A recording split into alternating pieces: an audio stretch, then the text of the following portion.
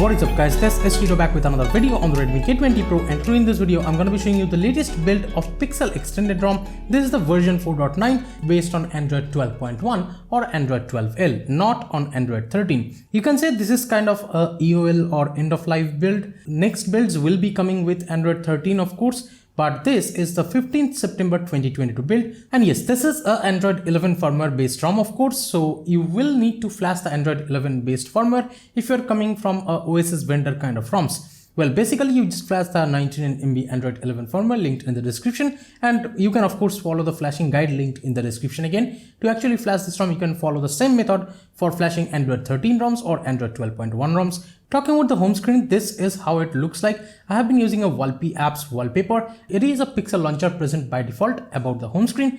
To the left, we get the Google's Discover page. Swiping up will get you to the app drawer, and swiping down will get you to the quick setting panel of course, and this is how the quick setting panel looks like.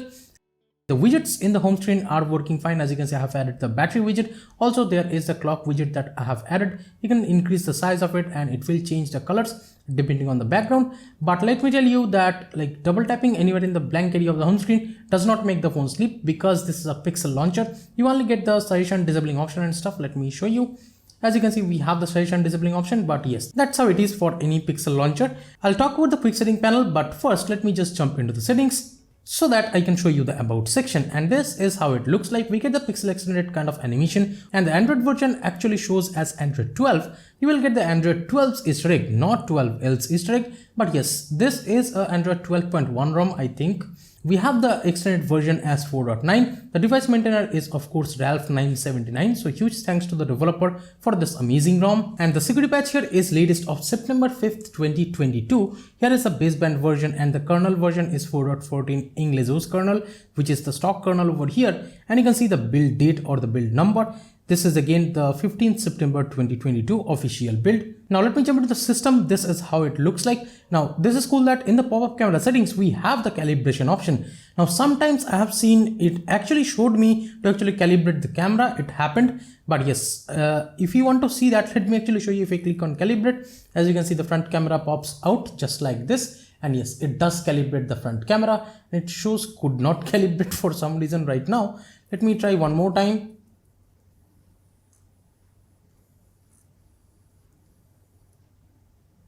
Okay, so right now as you can see it shows camera calibration successful, and you can open the front camera now. So yes, it does have this camera calibration option for the motorized pop-up camera. We have the front camera sound effects, and we have front camera raise dialog and the camera LED, these kind of options. Let me go back. We have the live translate over here too. In the gestures, we get the quick tap or the back tap. You can set any particular action for the back tap, like taking a screenshot or access assistant, etc. And we have the quick open camera in the system navigation gestures. In the settings, I'm pretty disappointed to see that there is no pill bar thickness customization or pill bar length customization. The pill bar here looks quite small, I would say, if you're noticing that. Now we have the haptic feedback, the full screen gestures. Also the advanced gesture options are present, and you can enable the extended swipe actions, and you can customize it to any action that you are willing to see, like the voice search, then flashlight. Every option is there. Now we also have the swipe to invoke assistant, that is also working fine, and we have the left edge right edge kind of customizations. 2-button and 3-button navigation are also present, and one-handed mode is working perfectly fine. And we have this long press on fingerprint sensor to unlock device. I think this is for side mounted fingerprint scanner device. I am not really sure, but yeah, this option is there. And we have the press and hold power button for assistant option. Then we have the swipe quick screenshot, and the swipe quick screenshot does work. We have the share edit and the capture mode feature. If you click on edit, you will get this kind of window, and of course you can like add a text or you can draw something if you are willing to. So yeah, these kind of things are there. This Google markup is there, and you can mark anything right away, and you can share it from right here, or you can delete the screenshot if you don't like it. And we have the double tap, then the prevent ringing option right here. Let me go back. We have the system updater option, and from here you can check for updates. Now let me jump back to the home screen so that I can show you the quick setting panel. Now this is how it looks like. I used two separate apps, the Accu battery and the internet speed meter. That's why you're seeing this. It won't be there for you if you're not using these apps. And this is how the quick setting panel of course looks like. You can edit and add multiple toggles from the bottom, and you can see the multiple options which are there. But let me show you which ones I have added. I have the internet toggle, and this one actually looks like this, and the animation of this actually looks beautiful, I would say, once I'm turning on Wi-Fi or turning it off. So yeah, this actually looks cool. Now here we have the Bluetooth toggle, and there it shows the battery percentage of the Bluetooth device. And actually here, let me show you, we have the Bluetooth battery stats on the status bar. So that looks dope. And here we have the flashlight, the dark theme, auto rotate night light, and the hotspot and the airplane mode. Now here we have the nearby share, the screen recording and stuff, and from here you can record the device audio and microphone audio at the same time. And we have the battery saver, the do not disturb, the data saver, the Google Home controls, and the always on display you can toggle from right here. And we have the extra dim feature. Then we have the sound toggle. The reboot toggle is also present, so you can directly reboot to the recovery if you are pressing and holding on the toggle. And the FPS info also appears just like this, and it appears over here, you can see. And the display is running at 60 Hz, so that's pretty much it. We have the 60 FPS showing up over there. And here we also get the de-streaming and the high brightness mode. So if you want to make your display really bright or outdoor bright sun mode, you can enable from right here. But of course, it won't be present by default. You have to add these toggles from the below settings in the edit toggle settings. And we have the brightness slider on the bottom and the auto brightness toggle kind of button we get over here. And the power menu, this is how it looks. And just notice the animations, looks beautiful. And in the advanced settings, we have the directly rebooting option to recovery or fast boot from right here. Now let's talk about the customizations. In the SnowHouse, we are getting all the customizations. We have the status bar items. From here, you can get the headset, Bluetooth, etc. icons. Let me go back. We have the colored icons. I have disabled that because I need to see the information on those kind of apps that I use. And we have the clock style customization. You can put the clock into center, left or right. And we have the clock and date customization. You can enable this and customize this. You can also change the date format if you want. Let me go back. We have the battery icon. Now in here, we don't get that much of battery icons, but I would say it's a pretty minimal customization. We get the portrait circle, dotted circle and filled circle.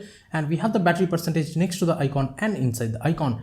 Let me go back. We have the traffic indicators, the 4G icon, and we have the VoLTE icon, VO Wi-Fi icon, and we have the combined signal icons too. Of course, VoLTE calls and stuff should be working fine if you have a SIM card in the device. We have the double tap to sleep in the status bar, no issues with that. And we have the vibrate on toggle touch, the battery estimates, the quick setting column you can actually customize. We have the quick setting vertical layout, and I don't actually know how it will look, but yeah, this is how it looks. And yeah, it looks cool, I would say, if you enable this vertical layout. But yeah, I'll just disable it. That is how it looks with the disabled vertical layout, or you can say horizontal layout. And the hide titles option is there. And we have the quick setting transparency, the brightness slider position. You can actually change it to show always. And you can change the position to bottom or top as you like it. And we have the auto brightness icon too. You can toggle that. In the lock screen settings, we have the double tap to sleep on the lock screen. Then we have the media cover art kind of customization. Then we get the pulse kind of customization and the lock screen charging info. The power menu option is there in the lock screen. You can disable it if you want to. And we have the UDFPS option, and you get the custom UDFPS icon, so you can set a picture if you want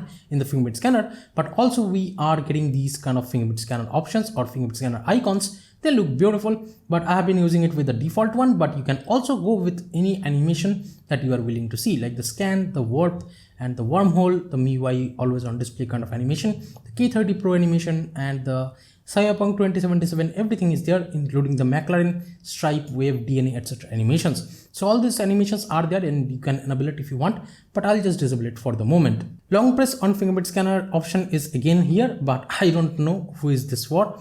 Here, let me show you. In the system settings, we have the nav bar gesture customization. Then the Monet theme engine settings, you can enable the custom colors if you want, and you can also change the shades if you are willing to. In the font settings, we have multiple fonts, but let me tell you, I cannot really find the nothing font over here. I think it's not added. Except for the nothing font, there are multiple fonts like the Samsung one, then we have the OnePlus and this Ubuntu font, etc. options are there. Now here we also have a game space, and in here you can actually customize this to disable heads up, then ringer mode you can change, then we have the stay awake option, and we have multiple other options like the overlay menu opacity level and other things. You can add any game that you are willing to. I'll show you this game space later on, but let me show you. We have the in-call vibration options here, and we have the annoying notifications disabling option, wake up unplug, and the pocket detection mode. And let me show you the next one. We have the hardware kind of customization. There we get the power menu customization where you can enable the advanced reboot. Long press power button toggle torch option is there. You can use it, and we have the automatically turn off torch after a few minutes. And we have the playback control, the volume rocker wake, answer call, and the fingerprint error vibration and the success vibration. That's it in terms of the customization. Now let me talk about the battery settings. This is how it looks, and the battery settings does not get me interested at all, because in here we do not even get to see the battery temperature, let alone the charging cycle and stuff. Those things you cannot really see. But yeah, we have this turn on the light when charging and stuff. This is for the notification light, I guess. I have tested it with the Echo battery app, and with that I have been getting about 7 hours and 43 minutes of screen on time. That's like about 8 hours of screen on time, you can say. So that's huge. Also the standby time is really amazing. Just notice the screen off actually shows about 150 hours of standby. That's like how many days, I don't know. So yeah, that is a huge amount of standby time, but really I have seen the standby time on this particular ROM is really great. But you have to note that my battery is a brand new one, so that's why with the newer battery I have been getting amazing battery life. Even the combined use for me is about 52 hours. That's just huge. That's about 2 days of combined usage. So yeah, the battery life that I have been getting overall is amazing, but this is a new battery, and you can see the battery health here. It shows 99%. The battery performance overall on this particular ROM is great. Talking about the fast charging, yes, the fast charging has been working perfectly fine for me. I haven't seen any issues. Yes, with the 18 watt fast charger, it charges about 3000 mAh, but with a 33 watt fast charger, it charges above 4000 mAh all the time. From 30% to about 80-85%, it will charge whoopingly about 4500 mAh. And yes, with the 33 watt fast charger, the phone does get hot, I am not gonna lie, but yes, that's obvious. That's too much fast charging, I guess, for this device. Now let me talk about the sound and vibration settings. This is how it looks, and this is how the volume panel looks, by the way. As you can see, you can expand the volume panel. Let me show you here.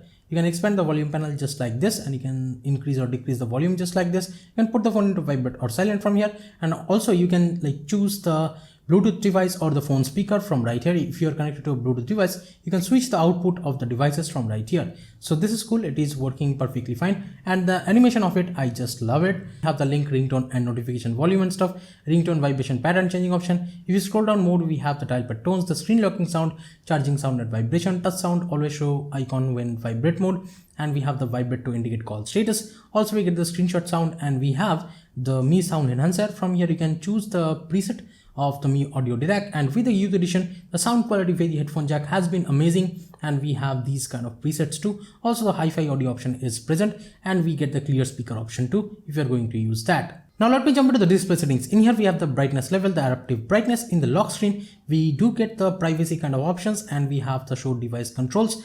Then we have the always show time and info, that's the always on display, and wake screen for notification option is there. Let me go back. We have the screen timeout, the dark theme, and we have the night light. The colors are set to saturated right now, but you can change it if you want. And we have the auto rotate screen and the double tap to wake and the ambient display customization. Talking about the ambient display customization, yes, there is the pickup option. I'll show you everything about this later on. But here, let me show you, we have the custom display settings too. So DC-dimming and the high brightness mode, both you do get over here. Now let me talk about one thing, the double tap to wake. Well, this double tap to wake becomes buggy. That's why I did not enable it. With this double tap to wake, the whole UI just does not wake up after a reboot or something. So this bug has been there, and I have faced it. The device was not waking up with the power button at all. That's why I had to disable it. But afterwards, after disabling this double tap to wake, the phone has been working perfectly fine. But if you enable it, for some reason, the screen does not wake up after a reboot that I have seen. Let me go back. We have the wallpapers and styles, and of course you can change the wallpapers from right here. We have this come alive or live wallpapers, and the living universe wallpapers are also there. You should not worry about it. There are a plethora of wallpapers by default over here, but yes, the live wallpapers, you have to download them. Now we have the wallpaper colors. Of course we get the 4 colors for the wallpapers, and we get the 4 colors for the basic colors, and we have the dark theme, the themed icons, and the app grid you can choose up to 5 by 5. Let me go back from here. Let's just go into the security. In here in the settings, we have the quick unlock option. Then we have this fingerprint behavior. Again, we have these kind of features where which you get in the side mounted fingerprint scanner kind of device. I don't know why it's there, but yes, these things are there. We have the lock screen timeout, and we have the power button instantly locks option, and the scramble pin layout is also there. I have added the face unlock and the fingerprint scanner things both. Now let me show you the fingerprint scanner speed. And in here, if I just double tap to sleep on the status bar, if I put the device on my desk just like this, if I pick it up on my hand, as you can see, the screen wakes up. So this is because I have the pickup gesture enabled. Right now, let me just tap the fingerprint scanner once the screen just goes to sleep, and as you can see, it unlocks. Let me try a couple more times. So as you can see, screen of fingerprint scanner is actually working perfectly fine. Right now the screen is off. I'm just tapping the fingerprint scanner. As you can see, it wakes up and unlocks the screen. So the screen of A40 is working fine. And also if you enable the always on display, let me show you from the always on display right here. If I tap the fingerprint scanner, as you can see, it wakes up perfectly fine. No issues whatsoever. with or without the always on display. Now let's talk about the face unlock, and with that I have to swipe up, and yes, as you can see the face unlock is working perfectly fine. Let me try one more time. It shows recognizing face, and yes, it unlocks. So face unlock does not have any issues on this ROM. Now let's talk about the app lock, and from here this is how the app lock looks. We have the auto lock, timeout and stuff. You can select protected apps, like let me actually lock some particular app like the Telegram app and stuff. If you have the Google Photos, yes, Google Photos option is there. Let me open the app, and as you can see this is how it looks. We have the touch fingerprints option and we have the use pin option. So I'm gonna just tap the fingerprint scanner, and as you can see the app actually unlocks. Now let's talk about the cameras. Well, this ROM has a really old kind of basic camera, I would say. This is a Google camera and it has really trash UI, I would say. That's why I have installed Gcams, and this is the Gcam that I have been using. This is the NGC kind of Gcam. I'll link it below in the description. You should not worry about it. But yes, with this, the front camera and stuff, everything is working as you are noticing. I have to increase the brightness so that you can see. As you can see, the front camera is working fine. We have the video settings and stuff. Let me go to the back camera, and with that, on this Gcam, we have this 4K 30, 4K 60 option. Also, Full HD 60 FPS option and stuff is there. Also, we get this mic switching option, and we have the night sight mode too, and you can actually shoot night sight pictures for even the 2x telephoto lens. Then we have the ultra wide angle lens too. All these lenses are working perfectly fine. Yes, the safety net passes right out of the box, so you can use banking apps, not a problem. And the DRM info also shows as L1, so you can stream Netflix or Amazon Prime videos in 1080p without any problems. Let's just go into the recents panel. Let's clear all the apps from memory. Right now, if I open Play Store, and let me just open a couple of apps like Twitter, and let's open YouTube as well.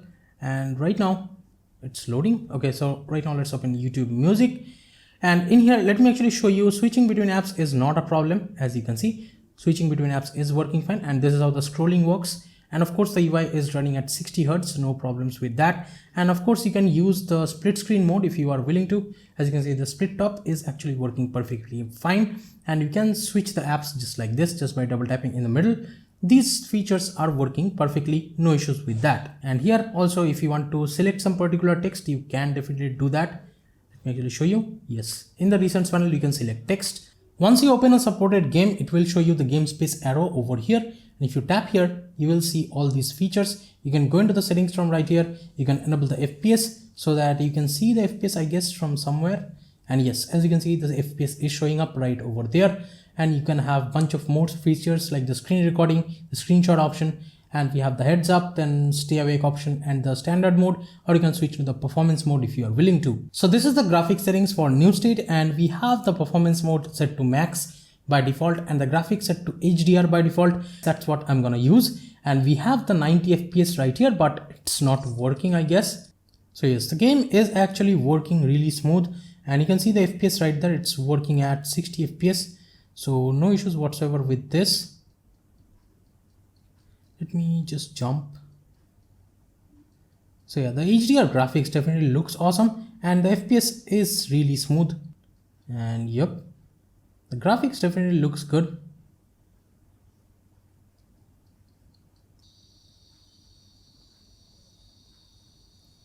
And while I'm playing this game, I'm gonna show you the Android and Geekbench score of this ROM with a CPU stress test on this particular build, so that you can get an idea about the performance of this ROM.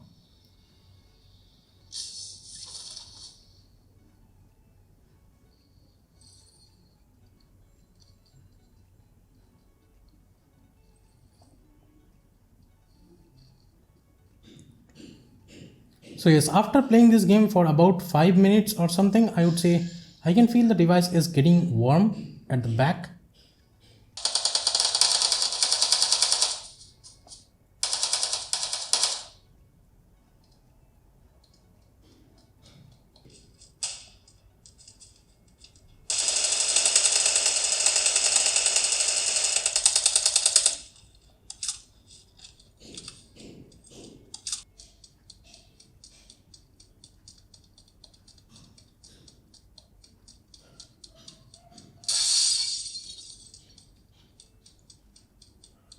So it's been about 10 to 15 minutes, I would say, about this gaming. And yes, let me just check the temperature quickly. So as you can see, the temperature is actually reaching about 39 to 40 degrees. So yes, that's definitely warm, but not too hot that you cannot play a game or something. Again, this is about after 15 to 20 minutes of gaming.